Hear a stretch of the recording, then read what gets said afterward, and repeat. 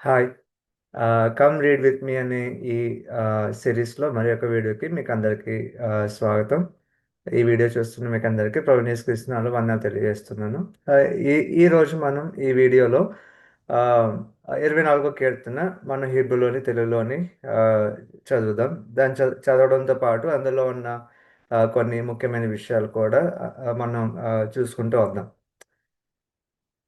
ఈ 24 కీర్తన దీని హెడ్డింగ్ మనం ఏం చూస్తామంటే లే దావీద్ మిజ్మోర్. లే దావీద్ అంటే దావీదు యొక్క, లేదంటే దావీదుకు సంబంధించిన, లేదంటే దావీదు కోసం అని రకరకాల అర్థాలు కూడా వస్తాయి. ఆహ్, దావీదు యొక్క మిజ్మోర్. మిజ్మోర్ అంటే కీర్తన. ఈ ఈ యొక్క కీర్తన గ్రంథంలో మనం ఆహ్, కొన్ని కీర్తనలను ఎలాగా వివరించాలో మనం జూసుకుంటే, అంటే వాటి హెడ్డింగ్స్ మనం చూసుకుంటూ వస్తే గనక యాక్చువల్‌గా మనం ఒక విషయం మనం అర్థం జేసుకోవచ్చు. ఏంటంటే, పాత నిబంధనలో అంటే ఈ యొక్క కీర్తన ముఖ్యంగా కీర్తన గ్రంథంలో కావచ్చు, కీర్తన గ్రంథం బయట కూడా మనం చూసుకుంటే కొన్ని పదాలు వాడబడినయి. ఇందులో వాడబడిన ఒక పదం ఏంటంటే షీర్. గతించిన వీడియోలో మనం చూసుకున్నదేంటంటే 121 కీర్తన అక్కడ రాయబడిందేంటంటే షీర్ ఆహ్, లోత్ అంటే పైకెక్కి వెళ్ళేవారి పాట, యాత్రికుల పాట. షీర్ అంటే పాట. అది ఆ పాట అనే దాన్ని మనం చాలా సార్లు ఎలా చూస్తామంటే వ్యక్తిగతంగా పాడింది కావచ్చు, లేదంటే ఒక సిట్యుయేషన్‌లో పాడడం మనం చూస్తామనమాట. ఆ షీర్ అనే పదాన్ని చాలా చోట్ల మనం బైబిల్‌లో చూస్తాం. ఉదాహరణకి నిర్గమకాండం 15వ అధ్యాయంలో మోషే, ఇశ్రాయేల్ అందరూ కూడా పాట పాడారు. షీర్. అక్కడ కూడా మనం షీర్ అనే పదాన్ని చూస్తాం. తర్వాత ఆహ్, ఈ న్యాయాధిపతుల గ్రంథం 5వ అధ్యాయంలో దెబోరా, బారాకు కలిసి పాట పాడారు. అక్కడ కూడా మనం చూసేదేంటంటే షీర్. అలాగే రెండో సమూయేలు గ్రంథం 22వ అధ్యాయంలో అక్కడ కూడా మనం చూసేదేంటంటే దావీదు పాట పాడాడు షీర్. ఆహ్, ఇలాగ మనం చూసుకుంటే షీర్ అనేది ఒక కేటగరీ అని చెప్పుకోవచ్చు. అది గతించిన వీడియోలో మనం చూసుకున్నది ఒక కేటగరీ అన్నమాట. ఏంటంటే పాటలు. తర్వాత ఈ ఈ ఈ ఈ కీర్తనకు వాడబడిన మ పదం ఏదైతే ఉందో ఇదేంటంటే మిజ్మోర్. మిజ్మోర్ అంటే అర్థం ఏంటంటే కీర్తన. అంటే మన తెలుగులో బైబిల్‌లో మనకి ప్రతి దాన్ని కూడా కీర్తన అని తర్జుమా చేశారనమాట. అందుకే మనకి డిఫరెన్స్ మనకు తెలియకపోవచ్చు. షీర్ అంటే పాట, మిజ్మోర్ అంటే కీర్తన. కీర్తన అనేదేంటంటే ఆహ్, ఒక ఆహ్, లిటర్జికల్ సెట్టింగ్‌లో లేదంటే ఒక సమూహంగా కూడుకొని ఉన్నప్పుడు పాడే పాటలని చెప్పుకోవచ్చు. అందరూ కలిసి పాడే పాటలని చెప్పుకోవచ్చనమాట. షేర్ అనేది అది వ్యక్తిగతమైన పాటలు కావచ్చు. లేదంటే ఒక సిట్యుయేషన్‌లో అంటే ఒక పరిస్థితి నుంచి బయటకొచ్చిన తర్వాత పాడిన పాట కావచ్చు. అవన్నీ కూడా షీర్ అని అంటాము. అయితే మిజ్మోర్ అనేదేంటంటే కీర్తన. అందరూ కలిసి పాడుకోదగ్గవి అని చెప్పుకోవచ్చనమాట. అలాంటిది ఇది 24 కీర్తన. లే దావీద్ మిజ్మోర్. దావీదు యొక్క కీర్తన. లేదంటే దావీదు కోసం రాయబడిన కీర్తన. లేదంటే దావీదు రాసిన కీర్తన అని కూడా చెప్పుకోవచ్చు. అంటే ఇది లే దావీద్ అనేది మనకి అది రాసిన వాళ్ళు కోసం అన్నా ఆహ్, రాసాడనన్నా చెప్పుకోవచ్చు. లేదంటే దావీదు కోసం రాయబడిందనన్నా చెప్పుకోవచ్చనమాట. అంటే ఇది అంత క్లియర్ కాదు. ఇప్పుడు ఈ కీర్తన ఒకటో వచనం. ముందు హీబ్రూలో చదువుదాం. అడోనాయ్ ఆహ్, ఇంకో విషయం ఏంటంటే ఆహ్, యెహోవా లేదంటే యావే అనొచ్చిన ఆహ్, దీనికి వచ్చిన చోట ఇక్కడ 4 అక్షరాలు వాడబడినాయనమాట. యోద్, హే, వావ్, హే. దీనికి ఇక్కడ మీరు చూస్తే ప్రతి అక్షరం కింద ఉన్న ఈ చుక్కలు, ఈ డాట్స్ ఇవన్నీ ఏమంటారంటే వోవెల్స్ అచ్చులు. అయితే ఈ యెహోవా లేదంటే యావే అనే ఈ పదానికి దేవుని పేరుకి ఇక్కడ మనకి ఇక్కడ వోవెల్స్ అనేవి లేవన్నమాట. దీన్ని ఆహ్, పలకరు యాక్చువల్‌గా దీన్ని హీబ్రూలో చదువుతూ వచ్చినప్పుడు యెహోవా అనే పేరు వచ్చినప్పుడు లేదంటే యావే అనే పేరు వచ్చినప్పుడు సాధారణంగా సహజంగా చదివేదేంటంటే అడోనాయ్ అని చదువుతాం. అందుకే ఇక్కడ కూడా నేను ఇక్కడ ట్రాన్స్‌లిటరేషన్‌లో కూడా 2 ఇచ్చాను. ఒకటి యావే అనన్నా చదవచ్చు. లేదంటే కామన్‌గా ఎలా చదువుతామంటే అడోనాయ్ అని చదువుతాం. యెహోవా అని పేరొచ్చిన ప్రతి చోట హీబ్రూలో చదివినప్పుడు అడోనాయ్ అని చదువుతాం అనమాట. సో, לה אדוני הארץ ומלואה, תבל ויושבי בה. లా అడోనాయ్ యెహోవాకు, లేదంటే యెహోవాకు చెందింది, లేదంటే యెహోవాకు సంబంధించింది, యెహోవాది, యెహోవాకు స్వంతం. ఇలాగా రకరకాలుగా అర్థం ఇస్తుంది అనమాట ఈ పదం. లా అడోనాయ్ హా ఆరిత్స్, భూమి, నేల.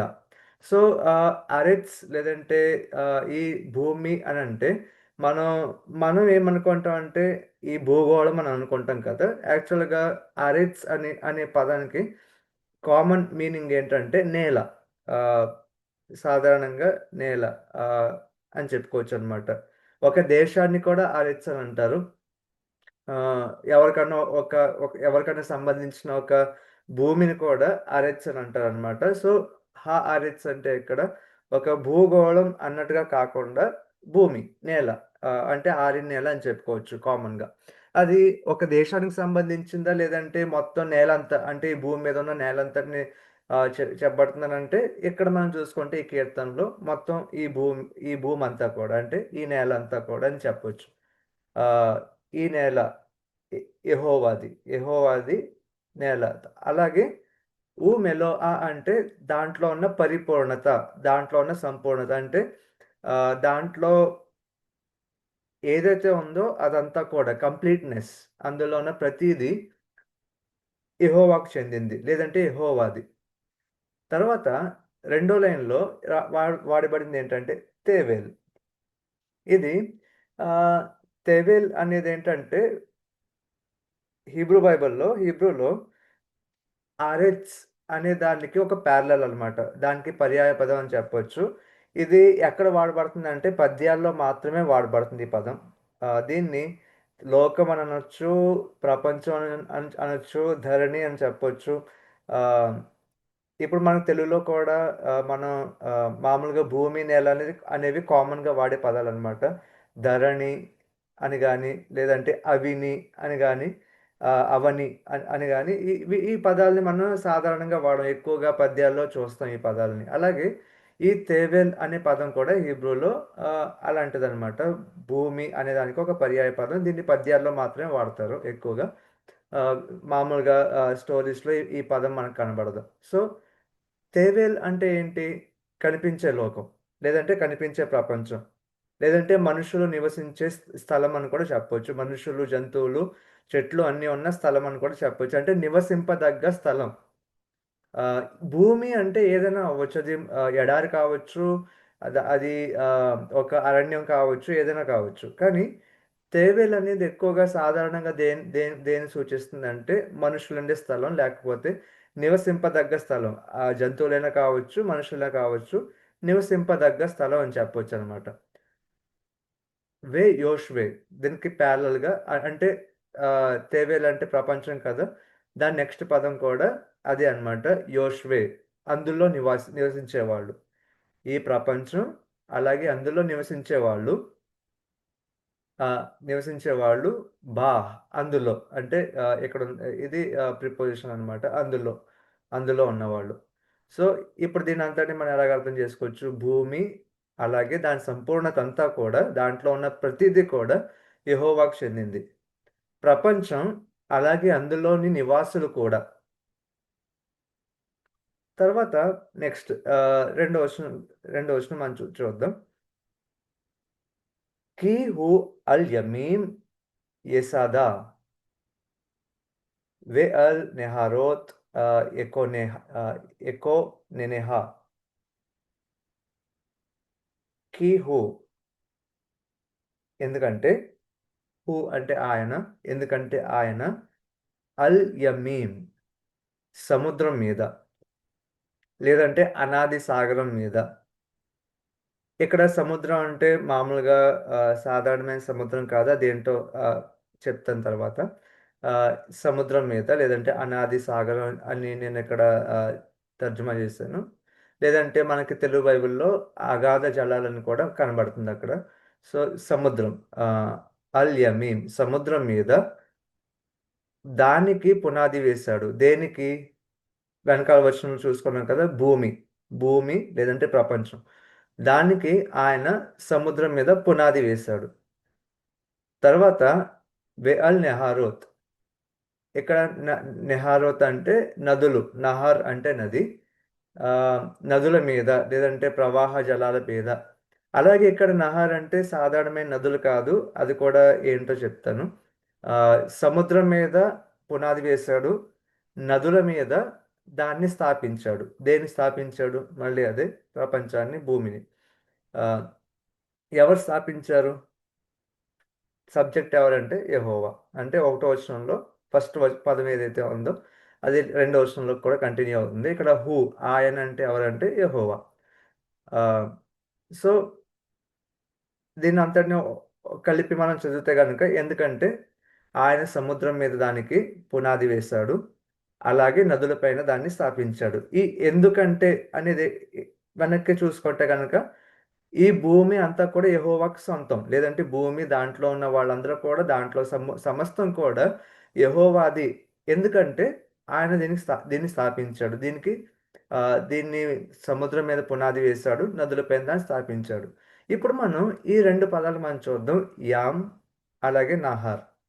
యామ్ అంటే సాధారణంగా సముద్రం అని చెప్పవచ్చు, కానీ ఎక్కడ సముద్రం మీద భూమిని స్థాపించాడంటే ఎక్కడ చెప్పబడిన సముద్రం కావచ్చు, ఎక్కడ చెప్పబడిన నదులు కావచ్చు, ఇవేంటంటే పాత నిబంధన యొక్క ఆ యొక్క కల్చరల్ అండర్స్టాండింగ్లో, లేదంటే వారి యొక్క ఆ, వారు అర్థం చేసుకునే విధానం, లేదంటే వారి యొక్క ఆ, వారు ప్రపంచాన్ని, లేదంటే ఈ యొక్క ఈ పదాలను ఎలాగ అర్థం చేసుకునేవారని ఆలోచించుకుంటే కనుక, ఆ, వారికి ఒక అండర్స్టాండింగ్ ఉండేది. వారికి ఒక ఒక నమ్మకం ఉండేది. ఏంటంటే ఆ, సముద్రం లేదంటే అగాధ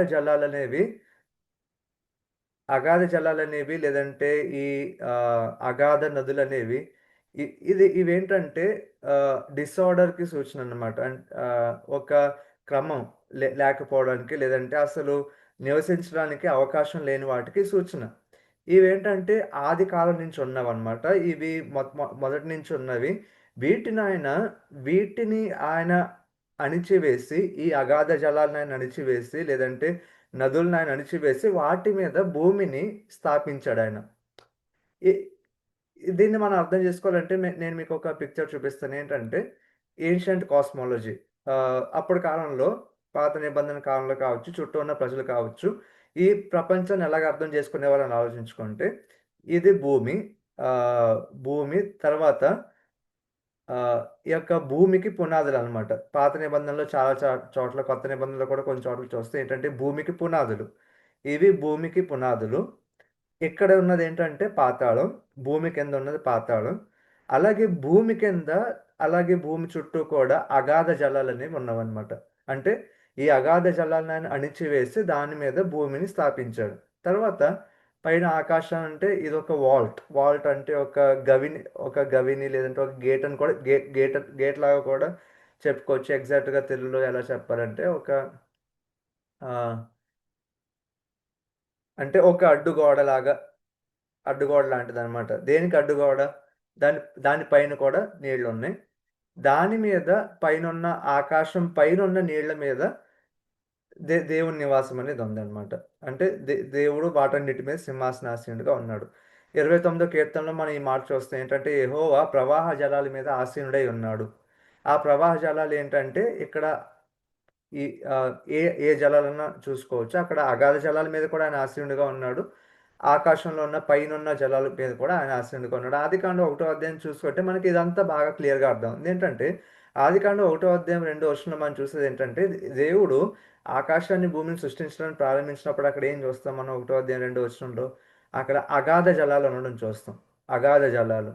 ఆ అగాధ జలాల మీద దేవుని యొక్క ఆత్మ సంచరించడం, వ్యాపించడం మనం చూస్తాం. అప్పుడు ఆయన ఏమంటాడంటే వెలుగు కలుగును గాక అంటాడు. తర్వాత అందులో నుంచి ఆయన ఆ నీరుని ఆయన పైన ఉన్న నీరుని కింద ఉన్న ఆ నీటిని ఆయన వేరు చేస్తాడు.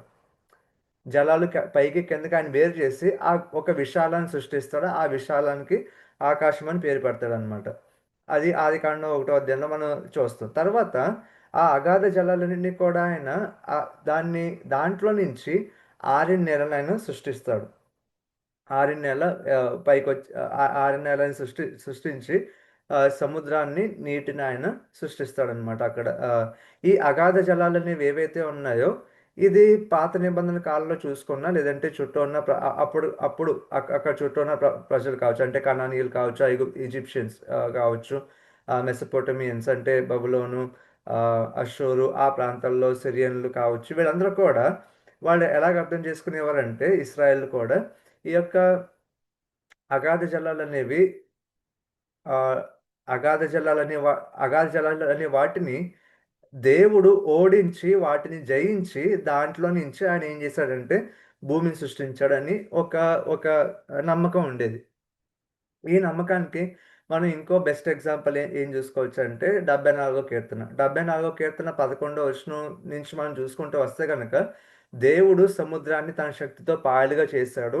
తర్వాత అగాధ నదులన్నిటిని కూడా ఆయన ఇంకిపోజేశాడు. అంటే నదులన్నిటిని కూడా ఆయన ఎండిపోయేలాగా చేసి, అప్పుడు ఆయన సూర్యుడిని, చంద్రుడిని, భూమిని సృష్టించడం మనం చూస్తాం అన్నమాట. అది 74 కీర్తనలో ఆ మాట మనం చూస్తాం. సో, ఇదేంటంటే ఈ యొక్క అగాధ జలాలు లేదంటే సముద్రం, లేక ఈ అగాధ నదులనేవి వాటిని దేవుడు జయించి, ఓడించి, వాటిని ఓడించిన తర్వాత అవి ఒక శక్తిగా వాళ్ళు ఊహించుకునేవాళ్ళనమాట. అవి ఒక గొప్ప శక్తి. అంటే ఎవరు కూడా ఓడించలేనటువంటి శక్తిగా వాటిని చూసేవారనమాట. అందుకే సముద్ర ప్రయాణం అనేది కూడా చాలా ఆహ్, రిస్కీ, లేదంటే సముద్ర ప్రయాణం అనేది కూడా చాలా ఆహ్, అదొక పెద్ద ప్రమాదకరమైన దానికి కూడా చూసేవారు. అంటే సముద్రం ఆహ్, అలాగే సముద్రంలో కూడా కొన్ని ఆహ్, ఆహ్, మాన్‌స్టర్స్ అని చెప్పుకుంటే ఏంటంటే పాత నిబంధనలో చూసుకుంటే గనక 'లివ్యాతాన్' దాన్ని తెలుగు బైబిల్‌లో 'మకరం' అని తర్జుమా చేశారు. కానీ మకరం అది క్రొకొడైల్, ఇది ఆహ్, మొసలి కాదు. మకరం, అక్కడ 'లివ్యాతాన్' అది ఆదికాండంలో, యోబు గ్రంథంలో మనం చూస్తే 'లివ్యాతాన్' ఉంటది. ఇంకోటి 'బెహెమోత్'. బెహెమోత్ అనేదేంటంటే నేల మీద ఉండే ఒక గొప్ప జంతువు అని చెప్పుకోవచ్చు. ఇంకోటి యోబు గ్రంథంలో చాలా సార్లు మనం చూసే ఇంకో పదం ఏంటంటే రహాబు. అంటే యెహోషువ గ్రంథంలో చూసే రహాబు కాదు. ఈ రహాబు. ఈ 3 కూడా మనం ఏం చెప్పుకోవచ్చంటే ఈ అగాధ జలాల్లో ఉండే ఒక గొప్ప జంతువులు, ఒక గొప్ప జీవులు. వీటిని ఎవరు కూడా జయించలేరు. ఎవరు కూడా వీటిని స్వాధీనం చేసుకోలేరనమాట. కానీ పాత నిబంధనలో మనం చూసుకుంటే 74 కీర్తన ఒక ఉదాహరణగా తీసుకొని 74 కీర్తన కావచ్చు, 104 కీర్తన కావచ్చు, ఈ కీర్తన కావచ్చు, 24 కీర్తన కావచ్చు, లేదంటే ఆదికాండం 1 అధ్యాయం కావచ్చు. వీటన్నిటిలో మనం చూసేది ఏంటంటే దేవుడు ఈ అగాధ జలాలన్నింటినీ కూడా అంటే వాటన్నిటిని కూడా అణిచివేసి, వాటన్నిటిని కూడా నిమ్మళంగా చేసి దాంట్లో నుంచి భూమిని సృష్టించాడు. అయితే 74 కీర్తనలు మనం చూసుకుంటే దేవుడు వాటితో యుద్ధం చేసినట్టుగా కూడా మనకు కనబడుతుంది. యుద్ధం చేయడం అంటే వాటిని జయించాడు అనే విధంగా కూడా మనకి 74 కీర్తనలో కనబడుతుందనమాట. సో, సృష్టిని ఎలా చేసుకునేవారంటే ఈ సముద్రాన్ని, ఈ నదులను, అంటే అగాధ నదులు ఏవైతే ఉన్నాయో, లేదంటే అగాధ జలాలు ఏవైతే ఉన్నాయో వాటిని దేవుడు వాటి మీద ఇప్పుడు భూమిని స్థాపిస్తున్నాడు. అయితే ఇక్కడ ఇంకో క్వెషన్ మనకు రావచ్చు ఏంటంటే ఆహ్, ఇక్కడ దేవుడు భూమిని సృష్టించాడు అనే పదం ఇక్కడ వాడట్లేదు. ఏం వాడుతున్నారంటే పునాది వేశాడు, స్థాపించాడు. మనం దేనికి పునాది వేస్తాం? దేన్ని స్థాపిస్తాం? ఒక ఇల్లునో, లేదంటే ఏదైనా ఒక కట్టడాన్ని నిర్మించినప్పుడు దానికి మనం పునాది వేసి స్థాపిస్తాం. కానీ ఇక్కడ ఈ కీర్తనలో కూడా అదే విధంగా ఏం చెప్తున్నాడంటే ఆహ్, ఈ ఈ యొక్క కీర్తనకారుడు ఏమంటున్నాడంటే ఈ భూమికి ఆయన పునాది వేశాడు. ఈ భూమిని ఆయన స్థాపించాడు. అసలు దేవుడు సృష్టించాడని చెప్తే సరిపోతుంది కదా! లేదంటే ఈ భూమిని, ఈ యొక్క నేలను, ఈ ప్రపంచాన్ని దేవుడు సృష్టించాడు అని చెప్పకుండా స్థాపించాడు, లేదంటే పునాది వేశాడు అని ఎందుకు చెప్తున్నాడు? ఇది అర్థం అవ్వాలంటే ఈ కీర్తన ఎండింగ్‌కొచ్చిన తర్వాత మనకి ఇంకా బాగా అర్థమవుతుంది. అప్పుడు మనం ఈ విషయం చూసుకుందాం, గుర్తుంచుకోండి. తర్వాత నెక్స్ట్ వచనం. ఇక్కడ మొత్తం కంటెంట్ మొత్తం మారిపోతుందనమాట. ఒకటో వచనం, రెండో వచనంలో యెహోవా ఎవరు? లేదంటే ఆయన ఈ ప్రపంచాన్ని ఎలా స్థాపించాడు అని 1, 2 వచనాల్లో మనం జూసుకుంటే, మూడో వచనం వచ్చేసరికి కంటెంట్ మొత్తం షిఫ్ట్ అయ్యి ఇంకో టాపిక్‌లోకి వస్తుందనమాట. ఇంకో టాపిక్‌లో ఎంటర్ అవుతుంది. ఏంటంటే מי יעלה בהר אדוני ומי יחום במקום קודשו. మీ అలే ఎవరు పైకెక్కగలరు అంటే ఎవరు పైకి వెళ్ళగలరు? బెహర్ అడోనాయ్ బెహర్ అడోనాయ్ అంటే యెహోవా పర్వతం మీదకి, లేదంటే యెహోవా యొక్క కొండ మీదకి. మీ యాహోం ఎవరు నిలబడగలరు?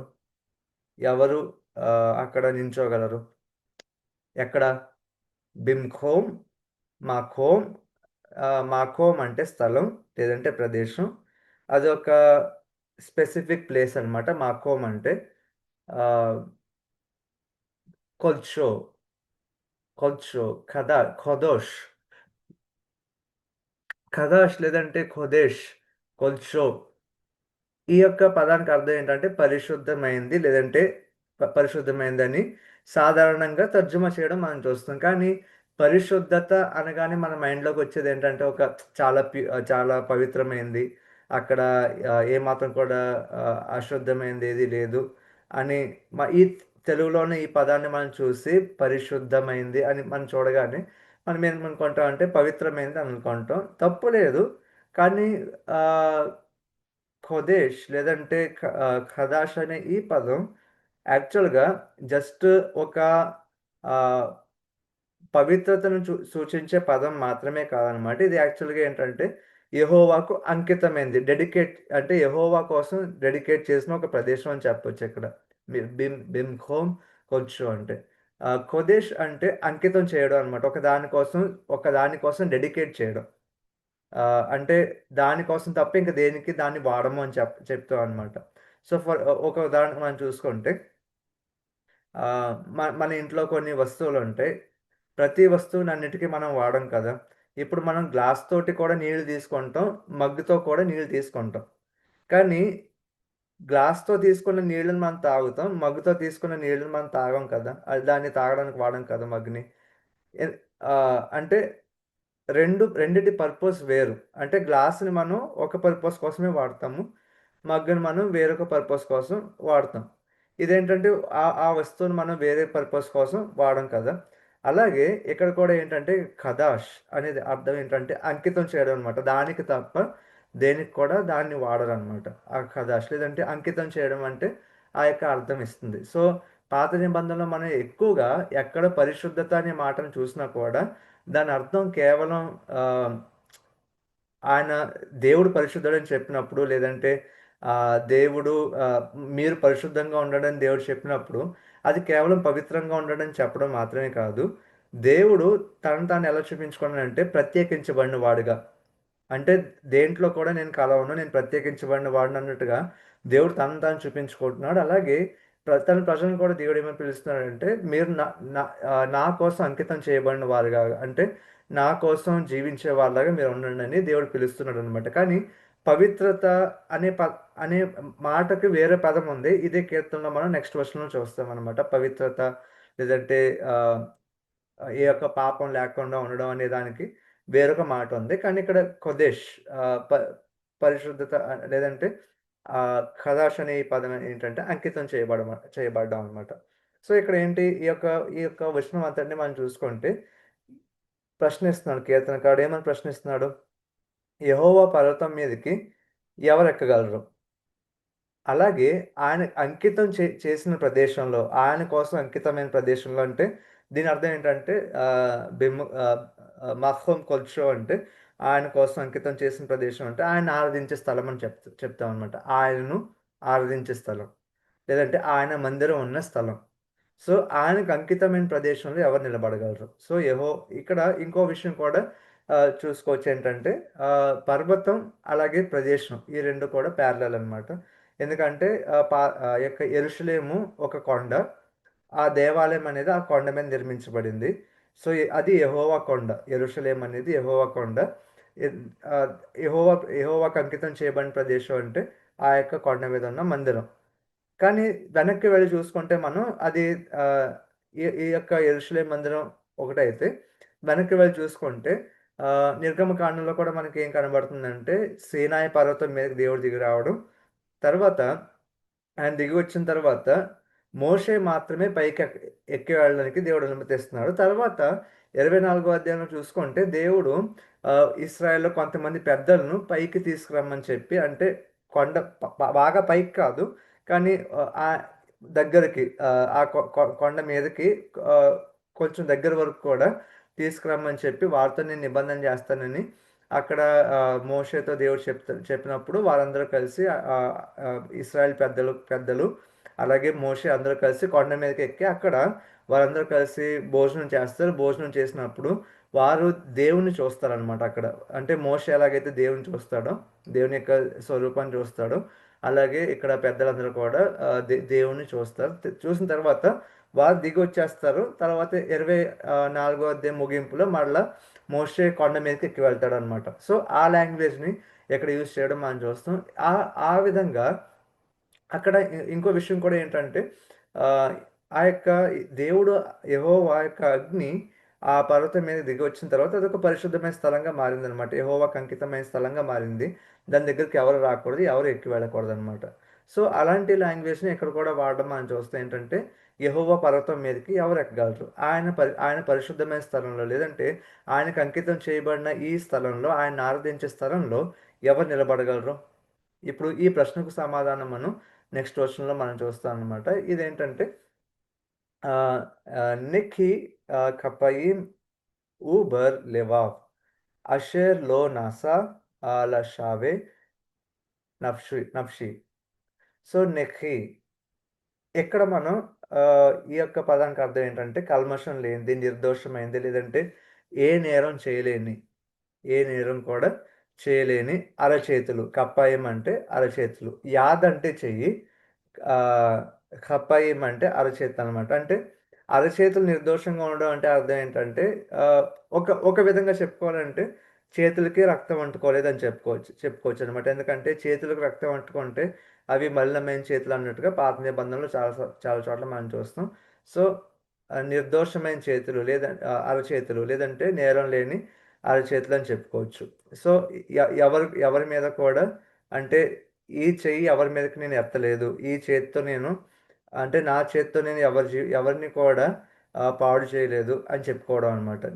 నిర్దోషం అయింది, లేదంటే నేరం లేనిది. ఫర్ ఎగ్జాంపుల్ ఒక ఉదాహరణ చెప్పుకుంటే, ఆహ్, 18వ కీర్తన హెడ్డింగ్ కావచ్చు, లేదంటే రెండో సమూయేలు గ్రంథం 22వ అధ్యాయంలో అక్కడ ఫస్ట్ రాయబడింది ఏంటంటే, దేవుడు దావీదును సౌలు చేతి నుండి అతని శత్రువుల చేతుల నుంచి విడిపించినప్పుడు దావీదు ఒక పాట పాడతాడు. అది 18వ కీర్తన. అక్కడ వాడబడింది ఏంటంటే, దేవుడు దావీదును సౌలు యొక్క అరచేతుల నుంచి విడిపించినప్పుడు అన్నమాట. అలాగా హీబ్రూలో వాడబడడం మనం చూస్తాం. అరచేతులు అంటే ఒకరిని పట్టుకోవడం, లేదంటే ఒకరిని స్వాధీనం చేసుకోవడం. సో ఆ స్వాధీనం నుంచి దేవుడు దావీదుని విడిపిస్తే, దాన్ని అక్కడ 18వ కీర్తనలో చెప్పబడింది ఏంటంటే, ఆహ్, స దావీదుని దేవుడు సౌలు యొక్క అరచేతి నుంచి విడిపించాడు. లేదంటే తన శత్రువుల యొక్క అరచేతుల నుంచి విడిపించాడని చెప్పబడటం మనం చూస్తాం. ఇప్పుడు నిర్దోషమైన అరచేతులంటే ఎవరిని కూడా స్వాధీనం చేసుకొని ఒకరి మీద అధికారం చూపించడం కావచ్చు, లేదంటే ఒకరి జీవితం పాడు చేయడం కావచ్చు. అదనమాట నిర్దోషం. చేయలేని వాడు కావచ్చు. అవన్నమాట నేరం లేని అరచేతులు. అలాగే ఊబర్ లెవా పవిత్రమైన, ఎక్కడ ఇందాక చెప్పాం కదా! ఆహ్, కొల్చో అంటే పరిశుద్ధమైందంటే మనం ఏమనుకుంటామంటే శుద్ధత, లేదంటే ప్యూరిటీ అని చెప్పుకుంటాం. కానీ అది ఎగ్జాక్ట్‌గా ఆ పదం కాదు. శుద్ధతకి ఒక పవిత్రమైన దానికి వాడే పదం ఏంటంటే బరార్. అంటే శుద్ధమైంది, స్వచ్ఛమైంది, కల్మషం లేనిది. సో, కల్మషం లేని హృదయం. హృదయం అనేదేంటంటే పాత నిబంధన యొక్క హీబ్రూ యొక్క అర్థం చూసుకుంటే గనక హృదయం, లేదంటే లెవాబ్ అనేది ఆహ్, తీర్మానం తీసుకొని ఒక ప్రతి ఒక్క తీర్మానానికి, లేదంటే మనం తీసుకునే ప్రతి నిర్ణయానికి సూచించే ఒకటనమాట హృదయం అనేది. ఎమోషన్స్ కాదు. ఎమోషన్స్‌కి పాత నిబంధనలో వాడే పదాలేంటంటే కిడ్నీస్ అనమాట. ఆహ్, కి కిడ్నీస్‌ని ఎమోషన్స్‌తో పోలుస్తారు. అలాగే హృదయాన్ని ఆహ్, ఆహ్, ఒక డెసిషన్ తీసుకోవడం, లేదంటే నిర్ణయం తీసుకోవడంతో హృదయాన్ని కనెక్ట్ చేయడం మనం చూస్తాం అనమాట. సో ఎవరి హృదయం అయితే అంటే వారి యొక్క డిసిషన్స్లో కావచ్చు లేదంటే వారి మనసు అంతా కూడా ఎవరి మనసు అయితే స్వచ్ఛంగా ఉంటుందో వాళ్ళు ఏ ఏదైతే లో నాసా పైకి ఎత్తడం నాసా అంటే పైకి ఎత్తడం ఏం ఎత్తకపోవడం ఏం పైకి ఎత్తట్లేదు ఇక్కడ షావే అంటే షావే అంటే మోసపూరితమైంది అంటే చూడడానికి ఒకలాగా ఉంటుంది కానీ అది రియాలిటీ కాదు అంటే చూస్తే నమ్మశక్యంగా ఉంటుంది కానీ అది మోసం చేసేది అది ఏదైనా కావచ్చు సో ఒక భ్రమపరిచే దాన్ని వ్యర్థమైన దాన్ని లేదంటే మోసం చేసే దాన్ని ఎత్తట్లేదు ఎక్కడికి ఎత్తట్లేదు నఫ్షి ప్రాణం మీదకి తన ప్రాణం మీదకి ఇక ఏం చేయట్లేదంటే ఈ వ్యక్తి ఎత్తట్లేదు సో నిర్దోషమైన అరచేతులు స్వచ్ఛమైన హృదయం కలిగి ఎవరైతే వ్యర్థమైన దాన్ని తన ప్రాణం మీదకి ఎత్తకుండా ఇంకేం చేయట్లేదు వేలో నిష్వా లే మారా సో లే మిర్మా సో వేలో అంటే లేదు నిష్బా అంటే ప్రమాణం చేయడం అనమాట మారా ఆ, ఇక్కడ మిర్మా లేదంటే మారా అంటే కూడా దాని అర్థం ఏంటంటే ఆ, కపటంగా అనమాట అంటే లోపల ఒకటి దాచుకొని పైకి ఇంకోలాగా ప్రవర్తించడం అనమాట లేదా మోసం చేయాలనే ఉద్దేశంతో లేదంటే ద్రోహం చేయాలనే ఉద్దేశంతో రెబెలియస్గా ఆలోచించడం అనమాట సో ఇక్కడ ఏం చేయట్లేదంటే ఎవరు యెహోవా పర్వతం మీదకి వెళ్ళగలరు ఆయన పరిశుద్ధమైన స్థలంలో అంటే ఆయన ఆరాధించే స్థలంలోకి ఎవరు వెళ్ళగలరు అంటే నిర్దోషమైన అరచేతులు కలిగి స్వచ్ఛమైన హృదయం కలిగి ఎవరైతే వ్యర్థమైన దాన్ని లేదంటే మోసం చేసే దాన్ని తన ప్రాణం మీదకి ఎత్తకుండా పూరితమైన లేదంటే ద్రోహం చేసే ఉద్దేశంతో ప్రమాణం చేయకుండా ఉన్నవాళ్ళు అనమాట ఇప్పుడు ఆ వ్యక్తి కోసం ఏం చెప్పబడుతుంది ఇస్సా బెరాఖా మే ఏ తడోనాయ్ బెత్ సదాఖా మే ఎలోహే ఇష్ ఓ సో ఇస్సా ఇందాక మనం చూసుకుంటే ఆ, ఇక్కడ కూడా నాసా అనే పదం వాడబడింది అంటే పైకి ఎత్తడం ఇప్పుడు నెక్స్ట్ వర్షన్లో కూడా ఫస్ట్ పదం అదే నాసా ఇస్సా అంటే ఏం ఎత్తట్లేదు పైకి నాలుగో వచనంలో మనం చూసుకుంటే వ్యర్థమైన దాన్ని పైకి ఎత్తట్లేదు తన ప్రాణం మీదకి ఎత్తట్లేదు కానీ అలా చేసినందుకు ఇప్పుడు ఐదో వచనంలో ఏంటంటే అతడు ఒక దాన్ని మోస్తాడు ఏం మోస్తాడు ఆశీర్వాదం దీవెన బెరాక అంటే ఆశీర్వాదం దీవెన ఎక్కడి నుంచి వచ్చే దీవెన మే ఎత్ అడోనాయ్ అంటే యెహోవా దగ్గర నుంచి వచ్చే దీవెనను అతడు మోస్తాడు అలాగే ఓ చదాఖా చదాఖా అంటే నీతి అని చెప్పుకోవచ్చు లేదా పాత నిబంధనలో నీతి యెహోవా యొక్క నీతి అంటే ఆ, చాలాసార్లు మనం ఆయన యొక్క ధర్మం అని చెప్పొచ్చు లేదంటే ఆయన న్యాయం చేసే విధానం అని చెప్పొచ్చు కానీ చాలాసార్లు ముఖ్యంగా కీర్తనలో యెహోవా నీతి అంటే అర్థం ఏంటంటే యెహోవా యొక్క నీతి క్రియలు అంటే అర్థం ఏంటంటే ఆయన ఒక బాధించబడే వారిని విడిపించడం అనమాట బాధపడే వారిని లేదంటే అణిచివేయబడిన వారిని విడిపించేదాన్ని యెహోవా యొక్క నీతి క్రియలు అని చెప్పుకోవచ్చు అది 103 కీర్తనలో మనం చూస్తున్నాం యెహోవా నీతి క్రియలను జరిగించుచు బాధించబడిన వారికి ఆయన న్యాయం తీరుస్తాడు అది 103 కీర్తనలో మనం చూస్తాం అలాగే 146 కీర్తనలో కూడా యెహోవా నీతిమంతుడని ఆయన న్యాయం తీర్చేవాడని చూస్తాం అనమాట అంటే ఒకరు బాధించబడే వారిని విడిపించడాన్ని యెహో దేవుని యొక్క నీతి క్రియగా చూస్తాం అనమాట అయితే ఇక్కడ ఏంటంటే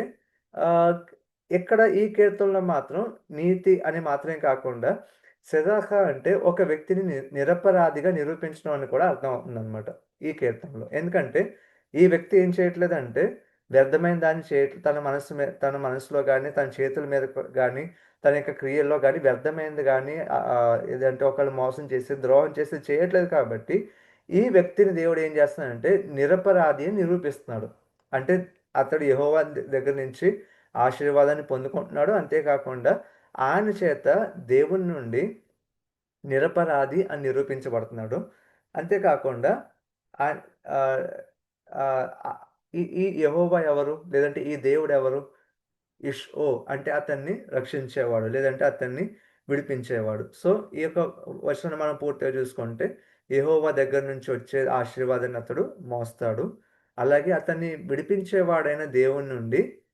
నీతిని పొందుతాడు లేదంటే నిరపరాధి అని నిరూపించబడతాడు జే ఆరో వచనం זה דור, דורשו, דורשיו, מ- מבקשי పనిక యాకోబ్. జే అంటే ఈ, ఇదిగో ఇలాంటిది. దోర్ అంటే తరము, వంశము, లేదంటే సమాజం, ఒక సర్కిల్ అని కూడా చెప్పొచ్చు అనమాట. దిస్ ఈజ్ ద సర్కిల్, లేదంటే ఇది ఇలాంటి సమాజం. ఎలాంటి సమాజం? ఆయన్ను అన్వేషించేవారి సమాజం. దరాష్ అంటే వెతకడం, అన్వేషించడం, పరిశీలించడం అని కూడా చెప్పొచ్చు అనమాట. ఎవరైతే ఆయన్ను అన్వేషిస్తారో, ఎవరైతే ఆయన్ను వెతుకుతారో, అలాంటి వారి యొక్క వంశం ఇలాంటిది. అలాంటి వారి తరం ఇలాంటిది. ఎలాంటిది? మనం చూసాం కదా 4వ వచనంలో, ఆహ్, ఆ నిర్దోషమైన అరచేతులు, శుద్ధమైన హృదయం, వ్యర్థమైన దాన్ని తన ప్రాణం మీదకి ఎత్తకుండా, ఆహ్, ఇది ద్రోహపూరితమైన ప్రమాణం చేయకుండా, యెహోవా యొక్క ఆశీర్వాదాన్ని అనుభవిస్తూ, అలాగే ఆయన నుంచి వచ్చే నీతిని అనుభవిస్తూ ఉంటారు కదా! ఇది ఆయన ఇది ఆయన అన్వేషించేవారి తరం. సో, అన్వేషించడం కూడా మనం మూడో వచనంకి మనం వెనక్కి వెళ్తే గనక, ఎవరు ఎక్కుతారు ఆయన పర్వతం మీదకి?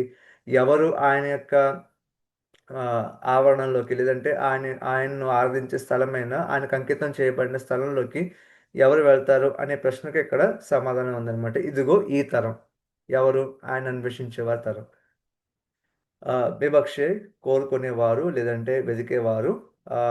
ఫానేఖ నీ ముఖాన్ని, లేదంటే ఆహ్, నీ నీ ముఖాన్ని కోరుకునేవారు, లేదంటే ముఖం అనేదేంటంటే మనకి తెలుగులో చాలా సార్లు సన్నిధి అని తర్జుమా చేయడం జరుగుతుందనమాట. ప్రెజెన్స్ అని. యాక్చువల్‌గా హీబ్రూలో చూసుకుంటే ప పన అంటే ఎగ్జాక్ట్‌గా ఫేస్ అనమాట. సో, యెహోవా సన్నిధిని వెతకడం అంటే ఆయన ముఖాన్ని వెతకడం అనమాట. సో, ఇక్కడ ఆయన వెతికేవారి వంశం, ఆయన వెతికేవారి తరం, ఆయన ముఖాన్ని వెతికేవారు. ఎవరు ఆయన ముఖాన్ని వెతికేవారు? యాకోబు. అంటే ఒక మాటలో చెప్పాలంటే, ఆ దేవుని ప్రజలందరినీ కూడా, ఇశ్రాయేల్ ప్రజలందరినీ కూడా ఒక్క మాటలో సంబోధిస్తున్నాడనమాట యాకోబని. కానీ తెలుగులో మనం తెలుగులో గాని, చాలా ఇంగ్లీష్ ట్రాన్స్‌లేషన్స్‌లో మనం ఆహ్, యాకోబు దేవా నీ సన్నిధినికి వెదుకువారు అట్టివారు అని చూస్తామనమాట. ఈ దేవా అనే మాట ఎక్కడి నుంచొచ్చింది? ఈ వచనంలో దేవా అనే మాట ఎక్కడ కూడా లేదు. సో, ఈ దేవా అనే మాట ఎక్కడి నుంచొచ్చింది?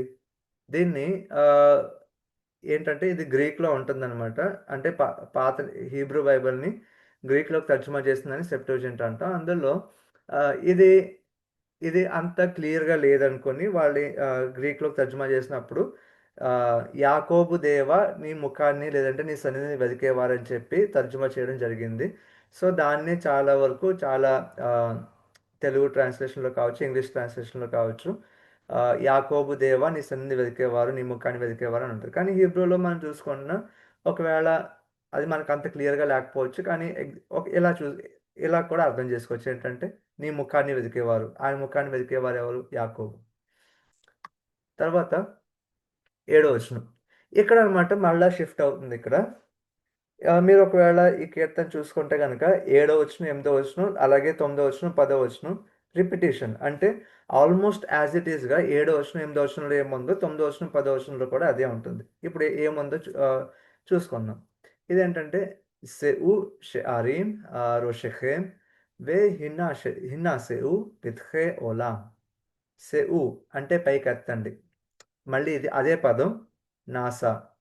అంటే మూడో వచనంలో, నాలుగో వచనంలో చూస్తాము. ఐదో వచనంలో చూస్తాం. మళ్ళీ ఏడో వచనంలో కూడా అదే పదం అనమాట. నాసా, లేదంటే పైకెత్తండి. పైకెత్తడం. సో, పైకెత్తండి. పైకి లేపండి. ఎవరిని పిలుస్తున్నాడు ఇక్కడ? షెఆరీం. ఆహ్, షఅర్ అంటే ఒక పట్టణం యొక్క ద్వారం అనమాట. లేదా ఒక గవిని అని కూడా చెప్పొచ్చు. ఒక పట్టణం యొక్క గవిని అని చెప్పుకుంటాం కదా! గేట్‌వే, లేదంటే గేట్. City gate. సో, నగర ద్వారాల్లారా, పట్టణపు తలుపులారా, గవునుల్లారా అని కూడా చెప్పొచ్చు. పైకెత్తండి. ఏం పైకెత్తాలి? మీ తలలు. రోషెఖేం. మీ తలలు పైకెత్తండి. తెలుగులో మనకి ఇక్కడ ఏమని తర్జుమా చేయబడిందంటే, గుమ్మములారా మీ తలలు పైకెత్తండి అని తర్జుమా చేయబడింది. యాక్చువల్గా అది అంత అంటే ఈ వర్డ్ అనేది తెలుగు తర్జుమాలో మనకి మిస్ అవుతుంది అనమాట. ఏంటంటే పట్టణపు ద్వారాలు లేదంటే పట్టణం యొక్క తలుపులు గవిని అనే మాట హీబ్రూలో ఉన్నది. దాన్ని తెలుగులో గుమ్మం అని చెప్పి తర్జుమా చేయడం జరుగుతుంది. తప్పు కాదు, కానీ అది ఎగ్జాక్ట్ వర్డ్ కాదు. సో షారీం లేదంటే ఈ గవిని అంటే ఏంటి?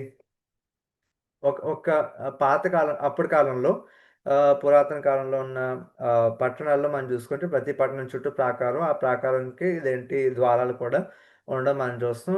ఉదాహరణకి నెహెమ్యా గ్రంథంలో మనం చూసుకుంటే యెరూషలేము చుట్టూ ఇక్కడ నెహెమ్యా కాలంలో ప్రాకారం కట్టి తర్వాత దానికి 12 ద్వారాలు ఇదేంటి నిర్మించడం కూడా మనం చూస్తాం అనమాట. సో ఈ షారీం అంటే ఈ గేట్స్ అంటే ఎలాగుండేవని ఆలోచించుకుంటే ఇదొక ఉదాహరణ అనమాట. ఈ లెఫ్ట్ సైడ్‌లో మీరు చూసేది హత్సోర్. పాత నిబంధనలో చాలా చోట్ల కొన్ని చోట్ల మనం హసోరు అనే పట్టణాన్ని మనం చూస్తాం. యెహోషువ గ్రంథంలో అలాగే ఆహ్, న్యాయాధిపతుల గ్రంథం 4వ అధ్యాయంలో హసోర్ అనే పట్టణాన్ని మనం చూస్తాం. సో, తర్వాత సొలొమోన్ కూడా ఆ పట్టణాన్ని కట్టించడం మనం చూస్తాం. సో, ఇదనమాట హసోర్ హత్సోర్. హత్సోర్ యొక్క పట్టణం యొక్క గవిని లేదంటే యొక్క ఆ పట్టణం యొక్క గేట్ అని చెప్పుకోవచ్చు. సో, మనం సాధారణంగా ఇమాజిన్ చేసుకునేదేంటంటే, పట్టణం యొక్క గవిని అంటే జస్ట్ తలుపులుంటాయి అనుకుంటాం. కాదు.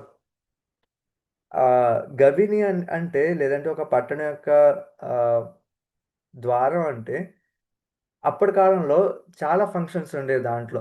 ఇది ఇక్కడ మీరు చూసేదేంటంటే 6 చేంబర్డ్ గేట్ అనమాట ఇది. ఇక్కడ మీకు ఆల్రెడీ 6 చేంబర్స్ మీరు చూడొచ్చు. 1, 2, 3 ఇటు 3, ఇటు 3 6 చేంబర్స్ ఉన్నాయి. ఈ చేంబర్స్‌లో ఇదేంటి ఫ్ ఫస్ట్‌లో ఎందుకు వాడేవారని ఆలోచించుకుంటే బహుశా ఈ యొక్క గుర్రాల్ని పెట్టడం కోసం వాడుండొచ్చు అనుకోవచ్చు. కానీ యాక్చువల్‌గా గుర్రాల కోసం వేరే ఇదే సిటీలో హసర్‌లో వేరే వేరే ప్రదేశం ఉంది. కానీ ఇది మేబీ ఒక ఆహ్, ఇవన్నీ కూడా మేబీ ఒక మార్కెట్ ప్లేస్ అని చెప్పుకోవచ్చు. లేదా అక్కడ ఏదో ఒక దాని కోసం అంటే ఏదో ఒక దాన్ని స్టోర్ చేయడం కోసం కూడా వాడుండొచ్చు. తర్వాత ఇక్కడ మీరు చూసే ఈ 2 ఏంటంటే ఆహ్, టవర్స్ అన్నమాట. ఒక ఆహ్, ఏంటంటే గోపురం అని చెప్పొచ్చు. ఆ గోపురంలో కావలి వారు నించునేవారు. సో, ఇదన్నమాట ఒక పట్టణం యొక్క గవిని అంటే చాలా పెద్దది. ఇప్పుడు ఇక్కడ మీరు చూడొచ్చు ఒక మనిషి ఎంత చిన్నగా కనబడుతున్నాడనమాట. ఇంత పెద్ద గవిని ముందు ఇది ఒక నగరం యొక్క ద్వారం ముందు. ఇది కూలిపోయింది. కూలిపోయింది కాబట్టి ఇది జస్ట్ నమూనా అంతే ఇది. కానీ మీరు ఊహించుకోవచ్చు. ఇదొక ఎగ్జాంపుల్ అనమాట. ఇక్కడ రైట్ సైడ్ మీరు చూసేది ఒక ఎగ్జాంపుల్. ఒక పెద్ద గవిని. చాలా పెద్దగా ఉంటాయి. అలాగే గవనుల దగ్గర నగర ద్వారాలంటే దానికి కేవలం లోపలికెళ్ళడానికి, బయటికి వెళ్ళడానికి మాత్రమే కాదు. చాలా చాలా చాలా ఆహ్ పర్పసెస్ కోసం గవ్వలను వాడేవారనమాట. ఒకటేంటంటే, అక్కడ వ్యాపారాలు జరిగేవి. ఆహ్, ఇక్కడ కూడా మీరు చూడొచ్చు. ఫర్ ఎగ్జాంపుల్ జస్ట్ ఇక్కడేంటంటే, ఇక్కడ 2 గుడారాలు మీరు చూస్తున్నారు కదా! ఒక జస్ట్ ఇమాజినేషన్ ఏంటంటే, ఇక్కడ వ్యాపారాలు చేసేవారు కూడా ఇక్కడ ఉండొచ్చనమాట. తర్వాత ఈ యొక్క నగరం యొక్క గవిని లేదంటే ద్వారాల దగ్గర ఆహ్, ఎవరు ఉండొచ్చంటే సమాజంలో బాగా బలహీనమైన వర్గాలు ఇక్కడ ఉండుండొచ్చనమాట. బహుశా లైక్ విధవరాళ్ళు, అనాథలు, పరదేశులు, గుడ్డివారు, కుంటివారు అలాంటి వారందరూ కూడా ఇక్కడ ఉండొచ్చనమాట. ఎందుకంటే ఇక్కడ వ్యాపారాలు జరిగే ప్రదేశం కాబట్టి అందరూ ఎప్పుడూ బిజీగా ఉండే ప్రదేశం కాబట్టి వారిని చూసిన వాళ్ళు ఆదుకుంటారని చెప్పి, వాళ్ళు చూసిన వాళ్ళు వాళ్ళకి సహాయం చేస్తారని ఒక ఉద్దేశంతో అక్కడ ఉండొచ్చనమాట. సో, పట్టణపు గవిని అంటే చాలా పర్పసెస్ కోసం అది వాడబడుతుంది. సో, ఇప్పుడు మనం బ్యాక్ అంటే ప్రతి పట్టణం ఇలాగే ఉంటుందా అంటే ఎంత పెద్దగా ఉండకపోవచ్చు. ప్రతి పట్టణం యొక్క ద్వారం ఎంత పెద్దగా ఉండకపోవచ్చు. కానీ మాసివ్ అన్నమాట. చాలా పెద్దవి. ఆహ్, ఇప్పుడు ఈ ఆహ్, పట్టణం యొక్క గవర్నర్‌ని ఏమని చెప్తున్నారంటే ఒకడు పిలుస్తున్నాడు. ఎవరు పిలుస్తున్నాడు? బహుశా కావలివాడు అయ్యుండొచ్చు. ఎందుకంటే కావలి వాళ్ళు వాచ్‌మెన్ ఎప్పుడు కూడా ఈ యొక్క గవర్నర్ దగ్గర ఉంటారు కాబట్టి వాళ్ళు పిలుస్తున్నారేమో. ఓహ్! ద్వారాల్లారా పట్టణపు యొక్క తలుపులారా మీ తలలు పైకెత్తండి. వే హిన్నాసే హిన్నాసేవు పైకెత్తబడండి. ముఖ ద్వారాలారా అంటే పిత్కే అంటే ఓపెనింగ్ అనమాట. దాన్ని మెయిన్ డోర్ అని చెప్పుకోవచ్చు. సో ఆ, ముఖ ద్వారాలారా, ఎవరు ఈ ముఖ ద్వారాలు ఏంటి? ఓలాం. ఓలాం అంటే సనాతనమైన, లేదంటే శాశ్వతమైన, లేదంటే పురాతనమైన, రకరకాల అర్థం ఇస్తుంది. సో ఇక్కడ మనం పాతబడిపో పురాతనమైన అంటే ఎప్పటి నుంచో ఉన్న తలుపులు, లేదంటే ఎప్పటి నుంచో ఉన్న ఆ, ద్వారాలు అని చెప్పుకోవచ్చు అనమాట. సో పట్టణపు తలుపులారా మీ తలలు పైకెత్తండి, పురాతనమైన ముఖ ద్వారాలారా పైకెత్తబడండి. ఎందుకు పైకెత్తబడాలి? వేయావో మెలేఖ కావోత్. వేయావో మెలెక్ అక్కావోద్ వస్తున్నాడు, ప్రవేశిస్తున్నాడు. ఎవరు ప్రవేశిస్తున్నాడు? ఒక రాజు. ఆ రాజు ఎవరు? మహిమ కలిగిన రాజు, గౌరవనీయమైన రాజు. ఆ, ఒక మనిషికి యొక్క అంటే ఒక గౌరవింపదగిన మనిషి అని చెప్పుకోవచ్చు కావాద్ అంటే. ఇక్కడ మెలెక్ హక్కావద్ అంటే గౌరవింపదగిన రాజు, లేదంటే మహిమ కలిగిన రాజు. సో మహిమ అంటే ఇక్కడ దాని అర్థం వెలుగు అని కాదు, ఒక మెజెస్టీ అని చెప్పుకోవచ్చు. అంటే ఒక హుందాతనం అని కూడా చెప్పొచ్చు అనమాట. ఆ, సో హుందా ఒక రాజు, ఒక గౌరవింపదగిన రాజు, లేదంటే మహిమ కలిగిన రాజు ఏం చేస్తానంటే లోపలికి ప్రవేశిస్తున్నాడు కాబట్టి తలుపులారా మీ తలలు పైకెత్తండి, ఆ, పైకెత్తబడండి అని చెప్పి ఒకడు గట్టిగా అరిచి చెప్తున్నాడు అనమాట. ఇప్పుడు ఒక వ్యక్తి ఇలా అరిచి చెప్తుంటే లోపల నుంచి ఒక రెస్పాన్స్ వస్తుంది. లోపల నుంచి అంటే ఈ తలుపులు అడుగుతున్నాయి, లేదంటే ఈ గవిని, ఈ యొక్క ద్వారాలు అడుగుతున్నాయి. ఏమని అడుగుతున్నా అంటే మీజే మెలేఖ కావోద్.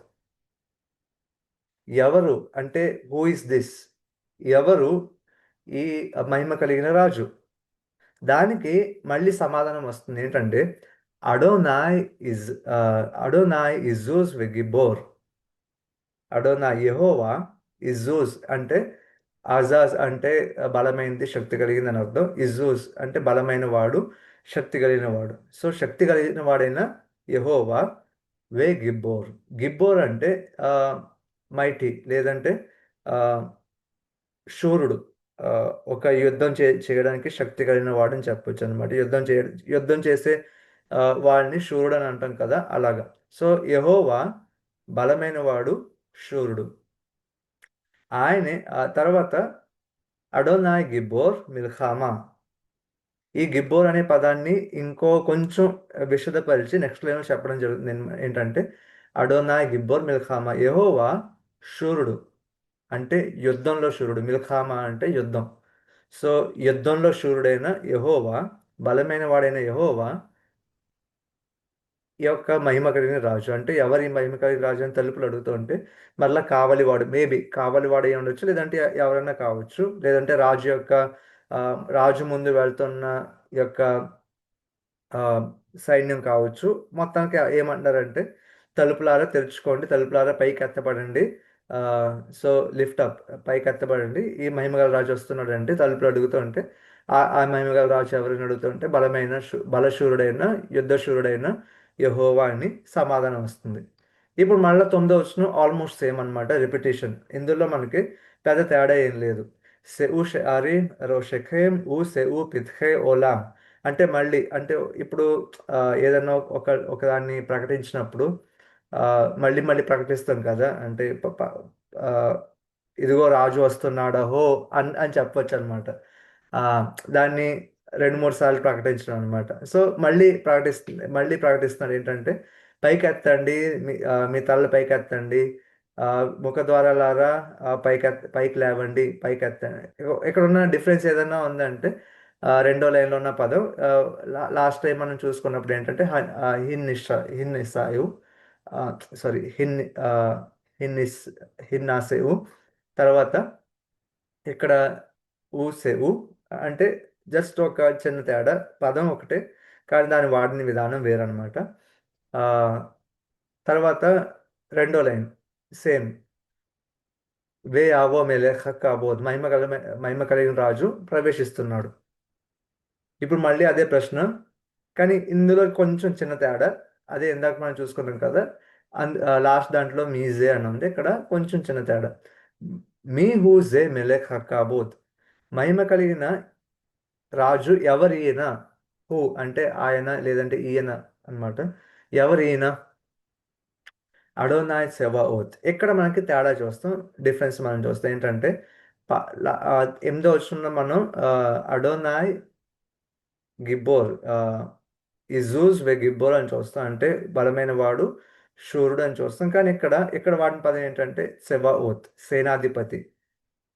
సో సైన్యాధిపతి అని యెహోవా అనే మాట పాత నిబంధనలో ఒక కామన్ టైటిల్ అన్నమాట యెహోవాకి. ఇక్కడ ఎగ్జాక్ట్గా మనం ఆలోచించుకుంటే యెహోవా ఒక రాజుగా, మహిమ కలిగిన రాజుగా పట్టణంలోకి వస్తూ ఉంటే, ఆ, ఇక్కడ ఇక్కడ యాక్చువల్గా ఒక రాజు వెనకాల ఒక సైన్యం వస్తున్నట్టు కూడా మనం ఊహించుకోవచ్చు అనమాట. ఆ రాజు వెనకాల ఒక గొప్ప సైన్యం వస్తుంది.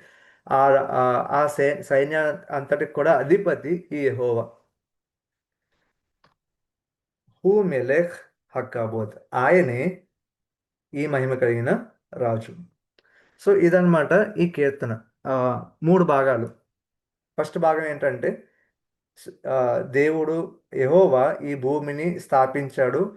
ఈ భూమి దాంట్లో ఉన్న సమస్తం కూడా, అందులో ఉన్న పరిపూర్ణం అంతా కూడా యెహోవాది, యెహోవాకి సొంతం.